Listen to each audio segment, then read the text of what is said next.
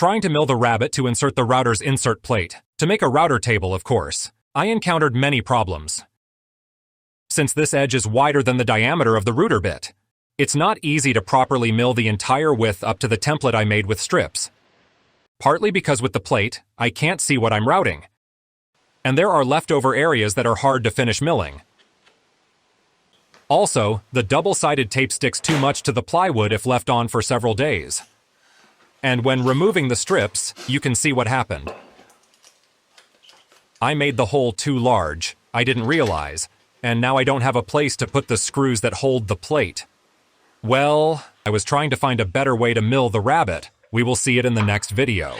In this one, I'm going to talk about some details of the router table I made on my No Comments channel.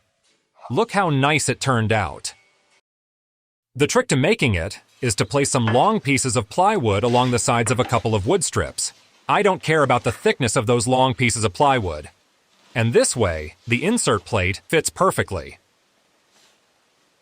My first idea was to place 2 wooden strips protruding from the workbench, with the strips screwed to the workbench surface.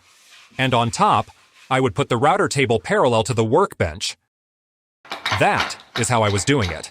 But many complications arose. How strange on my channel.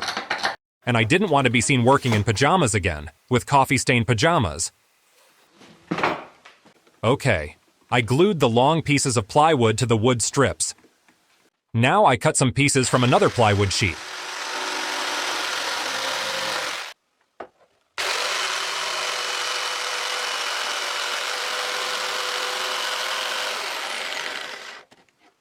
They should be the same width as the insert plate. And importantly, they must have the same thickness as the insert plate. Well, they should be either the same or slightly thicker, but not thinner. If necessary, I'll shim the insert plate from underneath. Shimming the plywood sheets would be more complicated. This should be dry by now. I put the palm router's insert plate in place.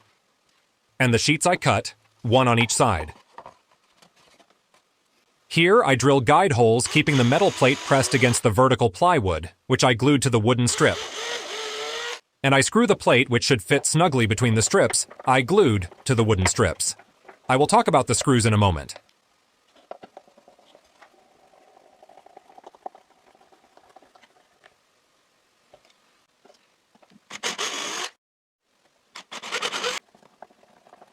And now, I glue a sheet on each side.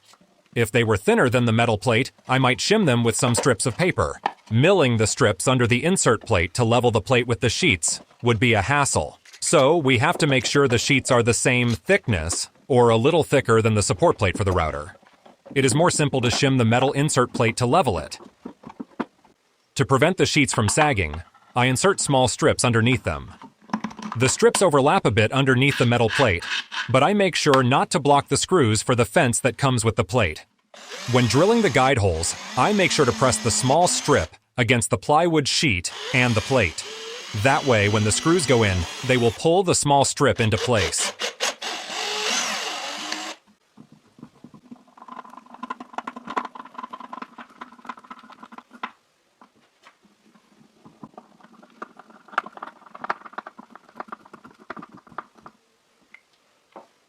The screws slide in easily.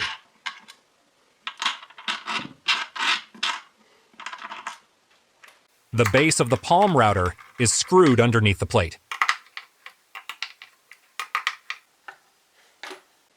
That base.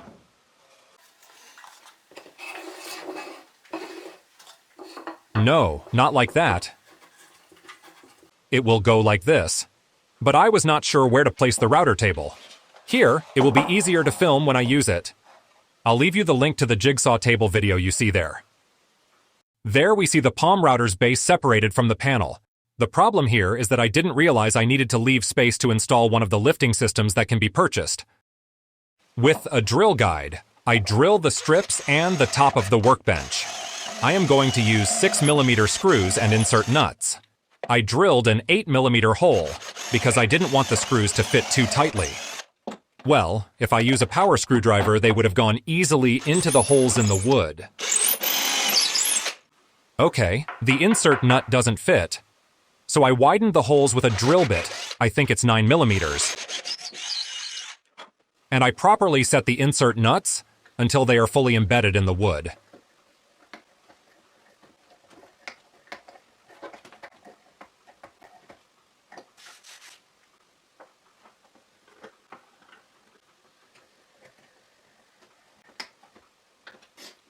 Now I can insert the screws. I didn't mill a chamfer, but if I tighten them well, they sink into the plywood and don't stick out.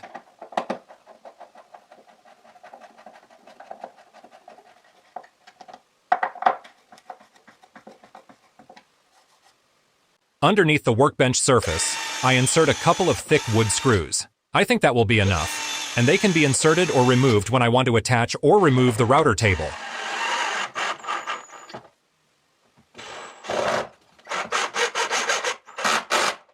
And the router attaches this easily.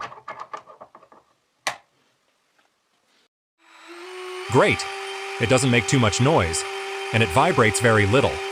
Of course, the further away from the workbench, the more it vibrates, but it's still acceptable. Let's continue. Of course, I need to trim these edges, and I need to route the rabbet for the heads of the fence screws. I'm going to use this sheet to guide the bearing of the flush trim router bit. I don't want to risk the bit's edge hitting the metal sheet.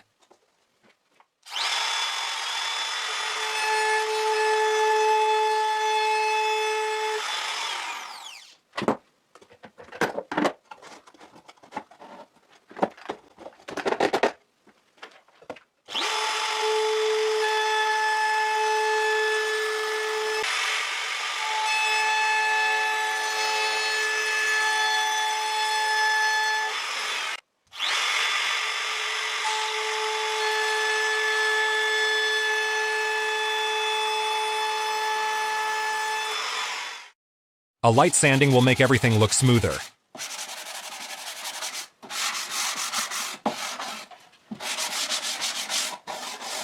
And I mill the rabbet for the fence screws.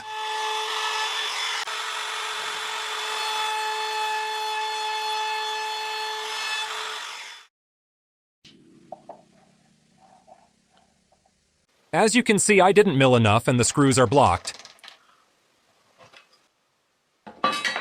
I think I need to extend the milling outward, and I will make them a bit deeper too.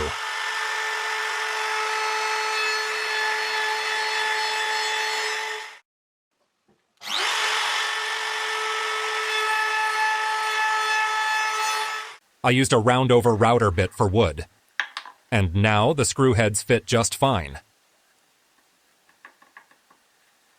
When I moved the rabbet, I had to use a chisel to clean the wood left between both millings.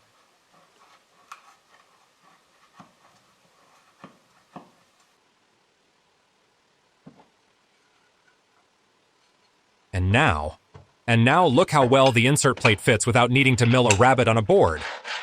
Perfect!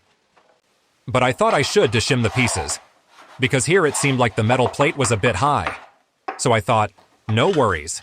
I folded a piece of paper and shimmed the front of the wooden sheets a little.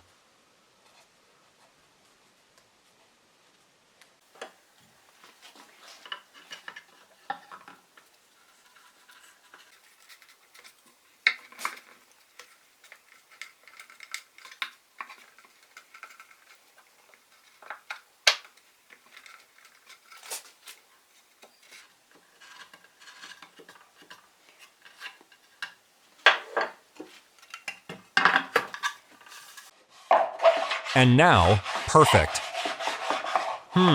Perfect? Well, no. When I screwed the plate and tightened the screws, the plate dropped enough to be level with the plywood sheets. Yes, I had to remove the paper. I used these old-fashioned screws, with this smooth part.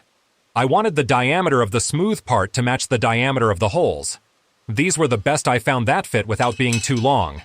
Anyway, because of how I built this router table, the plate stays locked in place and doesn't move. That works for me.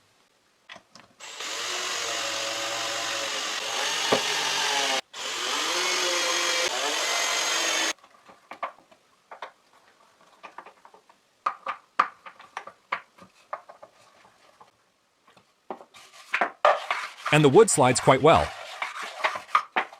To work with the router table, it is essential to use safety glasses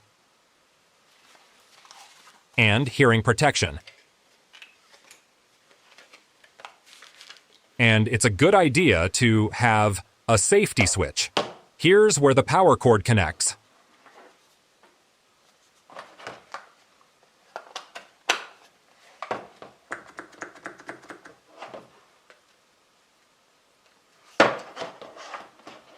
And here's the router. And it's supposed to be hard to turn it on unless you press the button directly with your fingertip. But the off button presses easily. Okay, I was cheating. I need to turn on the router first. First, I turn it off here. And now... well, I guess the green button could be set a little deeper into the yellow box.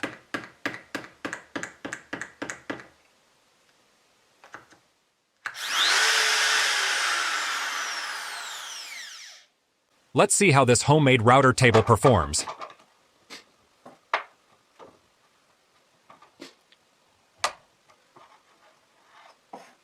I will not use that hose.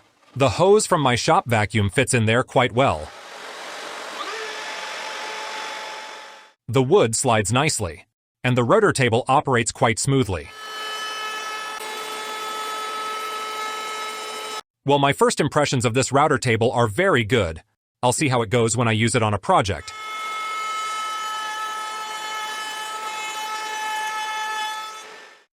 The downside to this system is that I cannot easily attach the miter gauge to the plate.